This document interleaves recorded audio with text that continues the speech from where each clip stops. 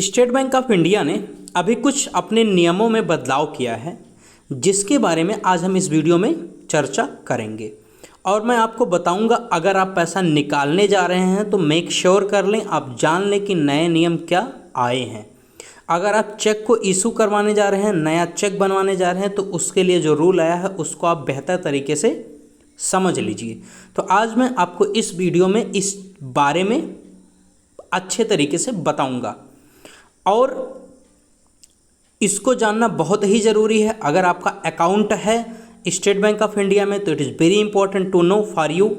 आपको जानने के लिए बहुत ज़्यादा ज़रूरी है। अगर नहीं है तो भी आप इस रूल को जाने रहिए, ताकि आप किसी और को इस रूल के बारे में बता सकें, जो अभी 1 जुलाई से SBI के द्वारा लागू किया गया है, इम्प्लीमेंट किया गया है फ्रॉम 1 जुलाई। तो चलिए हम लोग चर्चा करते हैं इस नए रूल के बारे में जो अभी स्टेट बैंक ऑफ इंडिया ने लगाया है। अगर आपका अकाउंट है तो पैसा निकालने से पहले ये नियम जरूर जान ले। Hello my dear student, my name is Vishal Shrivastava, I am an assistant teacher. Welcome to my channel Vishal study room. I hope आप सब बहुत अच्छे होंगे। तो बिना टाइम वेस्ट करते हुए हम लोग रूल के तरफ या जो भी चीज़ें बदली हैं उनके बारे में चर्चा कर लेते हैं। देखिए, जो कैश ट्रांजैक्शन था उसको रिवाइज किया है स्टेट बैंक ऑफ इंडिया ने। पहली चीज़, पहले क्या होता था, अभी देखिए पहले तो शायद 5 ट्रांजैक्शन फ्री होते थे, लेकिन अब आपके सिर्फ 4 ट्रांजैक्शन फ्री हैं। कितने ट्रांजैक्शन फ्री हैं? 4 ट्रांजैक्शन आपके फ्री होंगे। मतलब 4 बार अगर आप पैसा निकालते हैं, चाहे वो आप ATM से निकालें और चाहे आप ब्रांच से निकालें, मतलब 4 बार आप पैसा अगर चाहे ब्रांच से निकालिए चाहे ATM से, तो आपका कोई भी चार्ज नहीं लगेगा। लेकिन जब आप 4 से ज़्यादा बार पैसे विड्रॉ करेंगे 1 महीने के अंदर, तो हर चार्ज के साथ 15 रुपये का चार्ज प्लस GST आपको पे करना होगा। आई होप आपको समझ आ गया होगा। मैं फिर से आपको रिपीट कर देता हूँ। स्टेट बैंक ऑफ इंडिया के द्वारा जो नया रूल लाया गया है उसमें 4 ट्रांजैक्शन आपके फ्री हैं। 4 ट्रांजैक्शन आपके फ्री हैं, मतलब आप पैसे निकालेंगे आपका कोई भी पैसा नहीं कटेगा, चाहे आप वो ATM से निकालें और चाहे वो ब्रांच से निकालें, 1 मंथ के अंदर। लेकिन जैसे ही 1 मंथ के अंदर आप 5वां ट्रांजैक्शन करेंगे, तुरंत आपके अकाउंट से 15 रुपये प्लस GST, मतलब मान के चलिए 16 या 17 जो भी GST आए, उतने रुपए हर ट्रांजैक्शन के साथ कटेगा 4 ट्रांजैक्शन के बाद।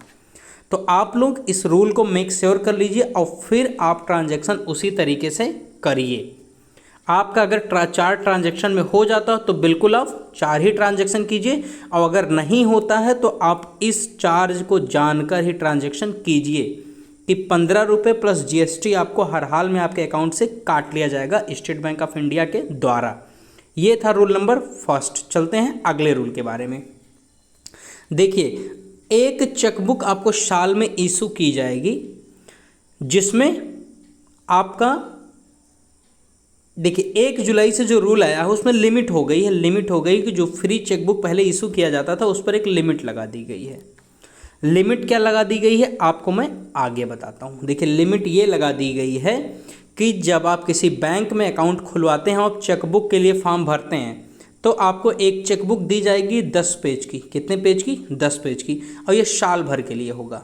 अच्छा, मान लीजिए ये साल भर से पहले आपका फिल हो जाता है, तो दूसरी चेकबुक आपको इशू करवाने के लिए 10 पेज का अगर दूसरा चेकबुक आप बैंक से लेते हैं तो आपको 40 रुपये प्लस GST देना होगा। मतलब 40 रुपये तो देने ही देंगे, प्लस जो GST लगेगा वो भी आपको देना पड़ेगा। तो उसके हिसाब से आप सोच लीजिए 40+ रुपये आपको 10 पेज की चेकबुक के लिए देना पड़ेगा।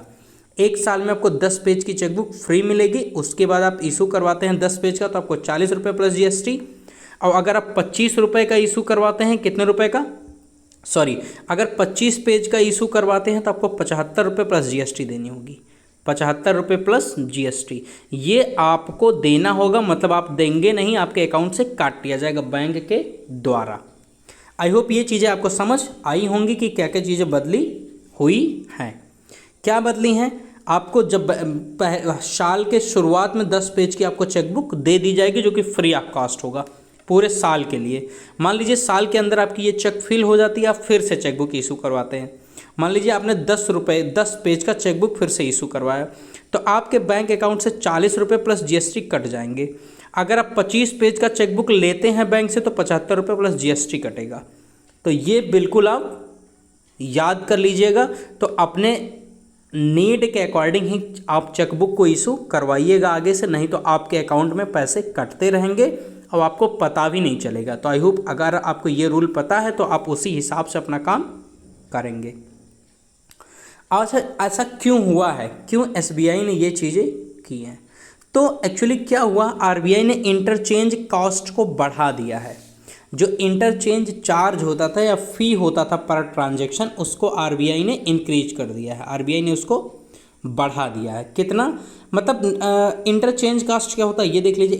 इंटरचेंज फ़ी क्या होती है मैं आपको समझा देता हूँ। जैसे मान लीजिए आपका खाता एसबीआई में है, आपका खाता एसबीआई में है, अब आपके पास एटीएम भी एसबीआई का होगा क्योंकि आपका अकाउंट एसबीआई में है। आप एसबीआई के एटीएम से आप पीएनबी एटीएम या किसी और बैंक के एटीएम में से मान लीजिए पैसा निकालते हैं। किसके एटीएम से? पीएनबी के एटीएम से। तो आपका एटीएम किसका था? एसबीआई का, लेकिन आपने पैसे किससे निकाले? पीएनबी से। तो इसके बीच में एक इंटरचेंज फी पे करना होता था एसबीआई को, क्योंकि एसबीआई के कार्ड से आपने फैसिलिटी किसके लिए? पीएनबी को। तो एसबीआई को क्या करना होता था? पीएनबी को कुछ चार्ज देने होते थे। या आप जिस भी एटीएम से किसी भी दूसरे बैंक से पैसा निकालते हैं तो आपको एक सर्टेन चार्ज बैंक को देना पड़ता है। आपको नहीं देना पड़ेगा, जिसका कार्ड रहेगा जिस बैंक का उस दूसरे बैंक को देगा जिसका आप एटीएम यूज कर रहे हैं।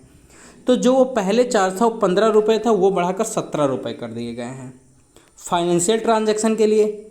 और नॉन फाइनेंशियल ट्रांजैक्शन होगा तो 5 रुपये था, अब 6 रुपये कर दिया गया, मतलब 1 रुपये बढ़ाया गया है। ये अगस्त 1, 2021 से लागू कर दिया है आरबीआई ने। क्या? Interchange cast. आई होप आपको समझ में आया होगा। पहले 15 था, अब 17 रुपया देना पड़ता है एक बैंक को दूसरे बैंक को। और जो नॉन ट्रांजैक्शन होता था, नॉन फाइनेंशियल होता था, उससे 5 रुपये से 6 रुपये बढ़ा दिया है। आई होप आपको इंटरचेंज ट्रांजैक्शन समझ आ गया होगा। मैं एक बार आपको फिर से समझा देता हूँ। जो इंटरचेंज ट्रांजैक्शन है, मान लिया आपका अकाउंट जो है वो एसबीआई में है। मान लीजिए जो आपका अकाउंट है वो एसबीआई में है। किस में है? एसबीआई में। या कोई और मान लेते हैं, आपका अकाउंट मान लीजिए पीएनबी में है। आपका अकाउंट पीएनबी में है तो आपको एटीएम भी किसका मिलेगा? पीएनबी का। किसका मिलेगा एटीएम आपको? पीएनबी का। आपके पास एटीएम भी है। इस एटीएम से आप क्या करते हैं, उस समय कोई एटीएम नहीं मिला तो अपने एसबीआई के एटीएम से पैसा निकाल लिया, क्योंकि एसबीआई जो एटीएम वो है, आपने क्या किया, एसबीआई बैंक से जाकर या एसबीआई एटीएम में जाकर अपने एसबीआई एटीएम से पैसा विड्रॉ कर लिया। अच्छा, अब पीएनबी का एटीएम था लेकिन फैसिलिटी आपने एसबीआई के लिया, तो पीएनबी को यहाँ पर एसबीआई को कुछ पैसे देने पड़ेंगे, क्योंकि पीएनबी का काम यहाँ किसने कर दिया? एसबीआई ने। तो इस बीच का जो चार्ज बैंक एक दूसरे को देता था उसी को हम इंटरचेंज चार्ज कहते हैं। क्या कहते हैं? इंटरचेंज फ़ी कहते हैं। इसी फ़ी को स्टेट गवर्नमेंट आरबीआई ने बढ़ा दिया है, इसी फ़ी को। अब आई होप आपको समझ में आ गया होगा कि ये फ़ी पहले पर ट्रांजैक्शन 15 रुपये होती थी, अब 17 रुपये हो गई है। और ये आपका फाइनेंशियल ट्रांजैक्शन के लिए। अब नॉन फाइनेंशियल ट्रांजैक्शन करते हैं तो उस पर 5 रुपये लेती थी, अब उस पर 6 रुपये लेगी। और ये इफेक्टिव 1 अगस्त 2021 से हो गया है। आई होप आपको ये रूल और ये क्यों हुआ आपको समझ आ गया होगा। मेरा पर्पज़ यही था कि आपको हर नई चीज़ के बारे में बताऊं, आपको अवेयर करूं, आप हर चीज़ को जानिए। बाकी खुश रहिए, मस्त रहिए, अपने आप को थोड़ा सेफ रखिए अभी भी कोविड से। बाकी देखते रहिए, वीडियो को शेयर कीजिए, लाइक और कमेंट जरूर कीजिए, अपना पॉइंट ऑफ व्यू जरूर रखा कीजिए। बाकी thank you. This is Vishal Shrivastava signing of.